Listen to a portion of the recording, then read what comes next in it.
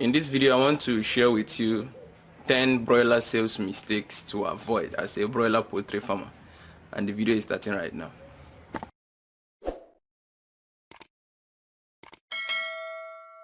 Number one and the most important mistake to avoid is that trust is not built over one transaction. Mrs. Anthony started raising broilers newly, so for her first batch she tried 150 birds. The birds did well. She enrolled to the broiler video course. The birds did well.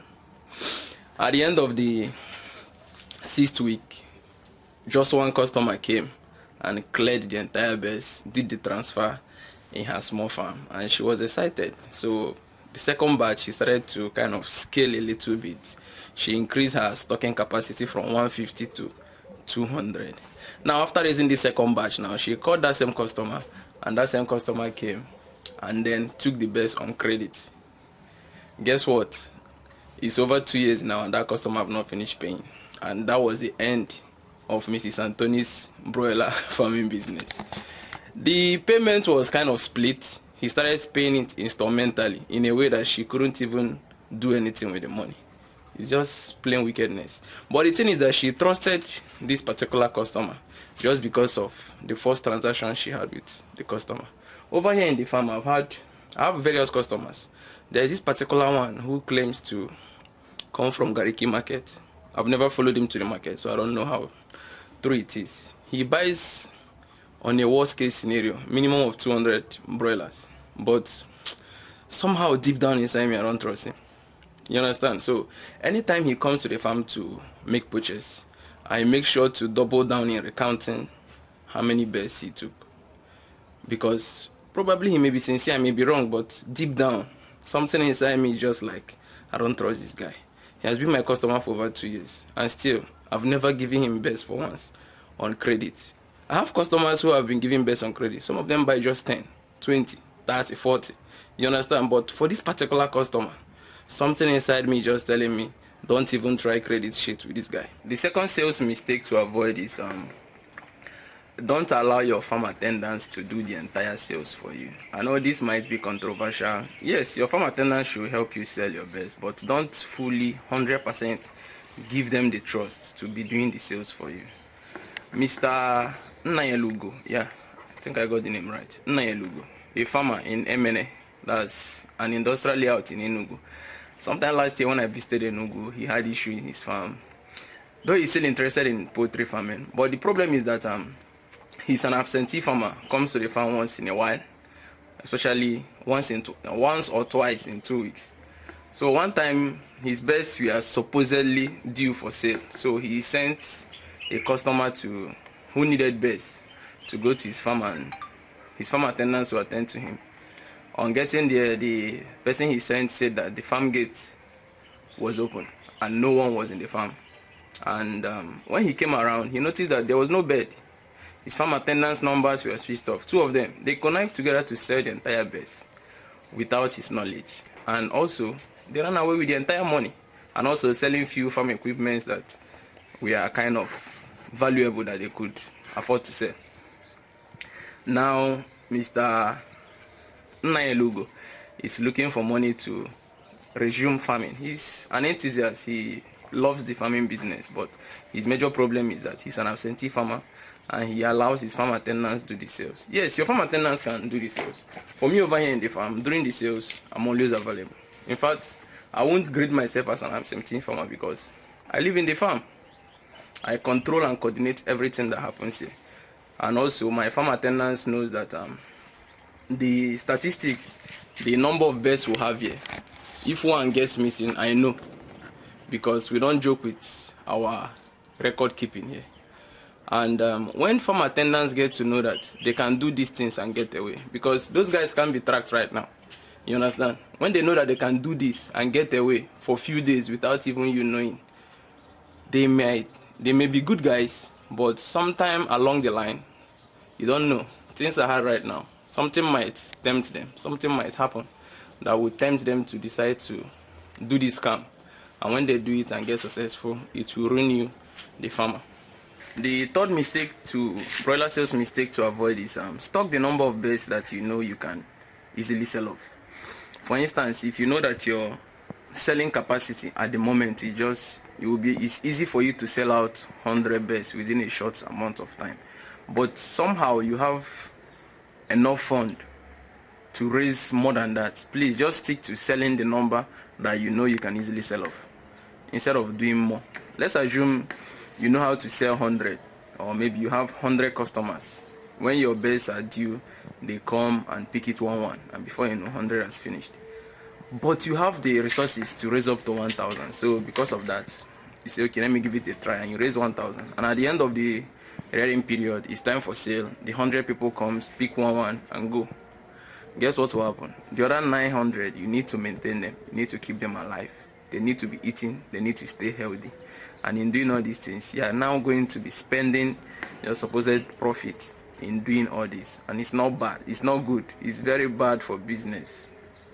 The essence of business is to make profit. So when you are now lavishing your profit to maintain the business, then there is an error somewhere. Now, the fourth mistake to avoid is your farm was not established for just one customer.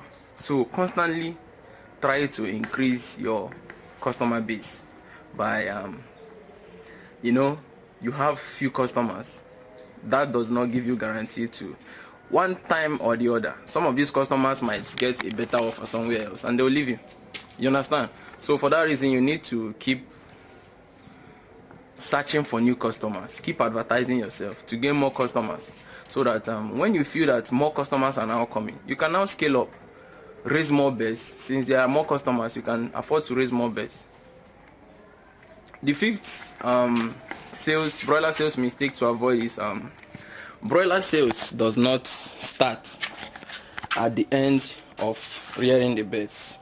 Actually, the sales you start pre-selling the birds from day one. If you wait till the end of raising your broilers, let's assume you are raising your broilers for 5 weeks and you intend in selling them for 5 weeks, that's at 5 days, or you're raising them for 6 weeks, which is 42 days.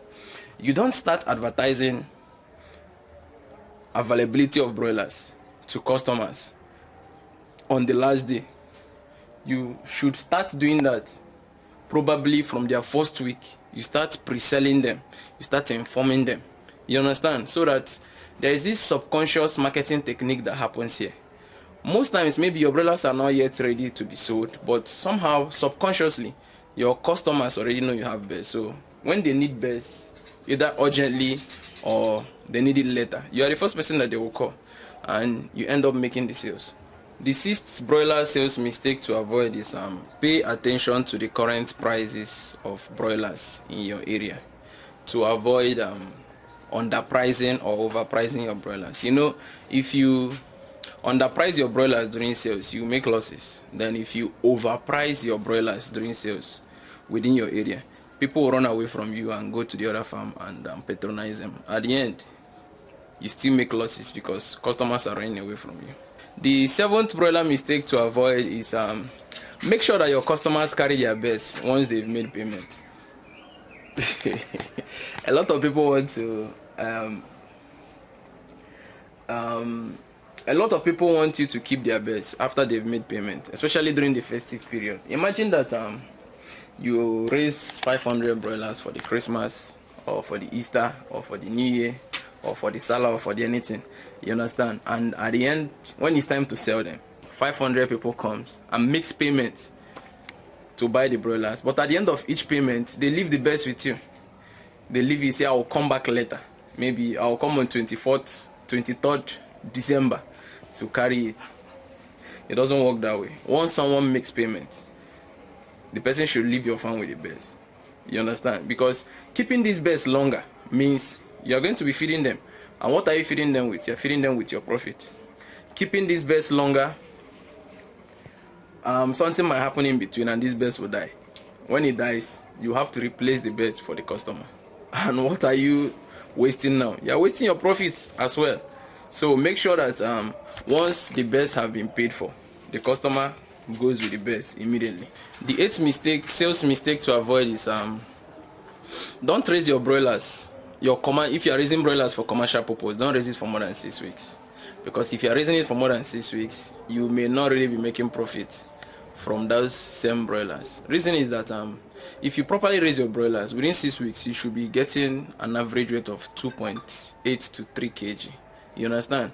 And that weight is what the market values the most, because if you're selling your chicken dressed and the bird is weighing 2.8 kg live weight, when you dress it, that bird will come down to 2.1 kg, and in the market it's still a good bird for dressed. And then for the live bird, 2.8 to 3 kg bird is sizable, and people pay attention to buying them. But when you decide to raise your birds past 6 weeks, one of the things that will happen is we'll have what we call growth and development. You understand? Your birds grow more during the first week, second week, third week, fourth week, fifth week, sixth week. From the sixth week, they enter maintenance.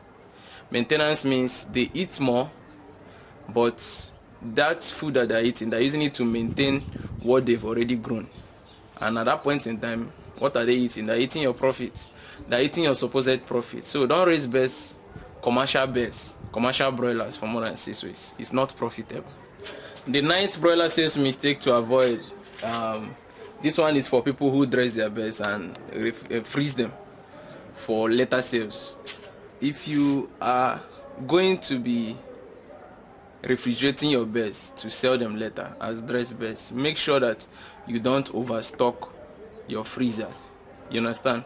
There was a time, most times we learn by experiences, and in doing this, money is lost. There was a time that we raised birds. We have this shawarma customer that normally come to buy 70 every week. So when it's time, we slaughter 70, send to them. Immediately we'll send that 70 to them. We'll slaughter another 70 and put in the freezer, so that when they just call us a day before, we just supply the next day. But there was something that we did one time. We wanted to clear one particular pen house to wash it. So instead of slaughtering 70 and putting in the freezer for them, we slaughtered 210. We slaughtered like 3 different batches for them, 70, 70, 70. That's 210. And then we overstocked the freezer. We never knew that there is a principle to operating freezers. So when we overstock the freezer, that means the temperature in the freezer will go too high. So for that reason, we lost a lot of birds. You understand? Some of the birds turned green because the freezer was overstocked to a high capacity. So if you know that you have intention of slaughtering birds and putting them to freeze in the freezer, don't overstock it at a time. Just put it gradually to avoid you losing money. If you know you want to stock 200, maybe today you can slaughter 50, you can slaughter 20 and put in the freezer.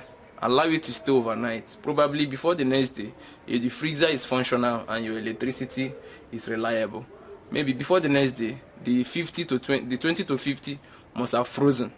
The next day you slaughter another batch, another 50, so that you keep doing it this way in order not to overburden the freezer and at the end not losing any birds. Finally, the 10th broiler sales mistake to avoid is to improve the value of your chicken. You should make sure you use the best management practice to raise your chicken. If you raise your birds very well, it will show. It will show by just mere looking at. Even when customers sees your bird, before they open their mouth to price, they've already seen the hard work you've done. So if you are new to broiler farming and probably your birds have not been doing well within 5 to 6 weeks, and you're wondering what are these guys doing, I encourage you to enroll to the broiler video course. That's it for this video, guys. See you next time.